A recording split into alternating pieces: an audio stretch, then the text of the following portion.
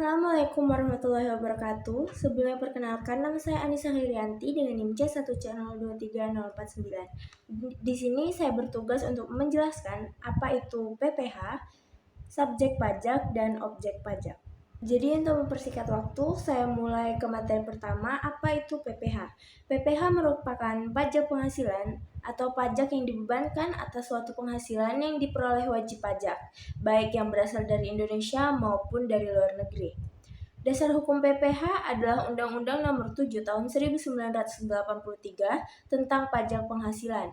Undang-undang ini mengalami 4 kali perubahan, yaitu yang pertama Undang-Undang Nomor 7 Tahun 1991 tentang perubahan atas Undang-Undang Nomor 7 Tahun 1983 tentang pajak penghasilan. Yang kedua Undang-Undang Nomor 10 Tahun 1994 tentang perubahan kedua Undang-Undang Nomor 7 Tahun 1983 tentang pajak penghasilan. Yang ketiga ada Undang-Undang Nomor 17 Tahun 2000 tentang perubahan ketiga Undang-Undang Nomor 7 Tahun 1983 tentang pajak penghasilan, dan yang terakhir Undang-Undang Nomor 36 Tahun 2008 tentang perubahan keempat Undang-Undang Nomor 7 1983 tentang pajak penghasilan. Selain itu, pengaturan terbaru tentang pajak penghasilan juga dalam Undang-Undang Cipta Kerja Nomor 11 Tahun 2020 dan melalui Undang-Undang HPP Nomor 7 Tahun 2021 tentang harmonisasi peraturan perpajakan.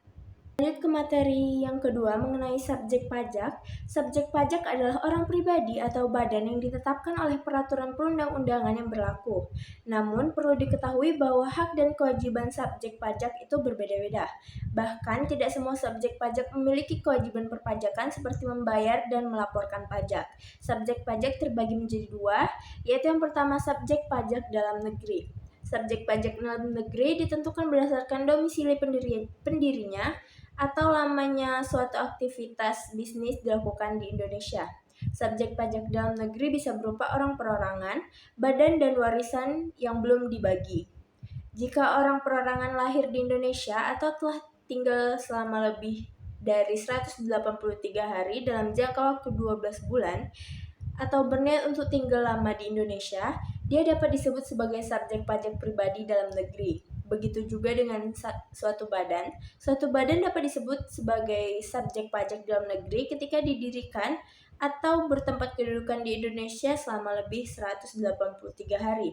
Namun, unit tertentu dari badan pemerintahan yang dibentuk berdasarkan peraturan perundang-undangan atau pembiayaannya bersumber dari APBN atau APBD dikecualikan dari ketentuan ini.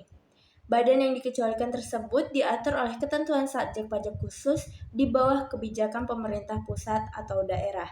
Yang kedua itu ada subjek pajak luar negeri.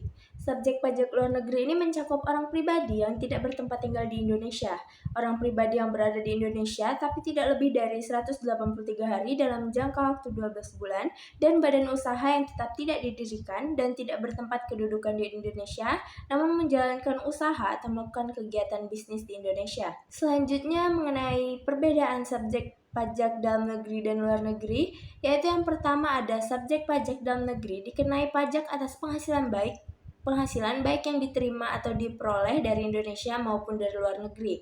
Sedangkan subjek pajak luar negeri dikenai pajak hanya atas penghasilan yang berasal dari sumber penghasilan di Indonesia. Yang kedua, subjek pajak dalam negeri dikenai pajak berdasarkan penghasilan neto dengan tarif umum, sedangkan subjek pajak luar negeri dikenakan pajak berdasarkan penghasilan bruto dengan tarif pajak sepadan alias tarif tunggal terhadap semua objek pajak berapapun nilainya. Yang ketiga, subjek pajak dalam negeri menyampaikan surat pemberitahuan tahunan atau SPT pajak penghasilan sebagai sarana untuk menetapkan pajak yang terutang dalam suatu tahun pajak. Sedangkan subjek pajak luar negeri tidak menyampaikan SPT pajak penghasilan karena kewajiban pajaknya dipenuhi melalui pemotongan pajak yang bersifat final. Kita lanjut ke materi yang terakhir mengenai objek pajak. Objek pajak adalah penghasilan atau tambahan kemampuan ekonomis yang diterima wajib pajak. Secara sederhana, objek pajak adalah penghasilan yang dikenakan pajak. Arti penghasilan sendiri adalah setiap tambahan kemampuan ekonomis yang diterima atau diperoleh wajib pajak, baik yang berasal dari Indonesia maupun luar Indonesia, yang dapat dipakai untuk konsumsi atau untuk menambah kekayaan, wajib pajak yang bersangkutan dengan nama dan dalam bentuk apapun. Penghasilan itu berasal dari Indonesia.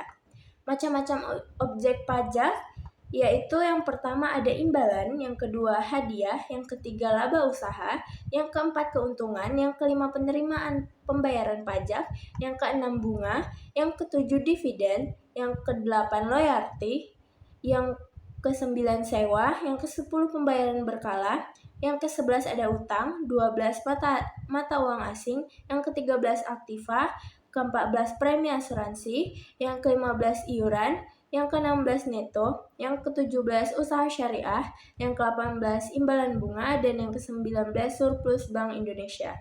Baiklah teman-teman, dari pemaparan materi yang sebelumnya sudah saya jelaskan, maka kesimpulan yang saya dapat adalah pajak penghasilan atau PPH adalah pajak yang dikenakan terhadap orang pribadi maupun badan berdasarkan jumlah penghasilan yang diterima selama 1 tahun.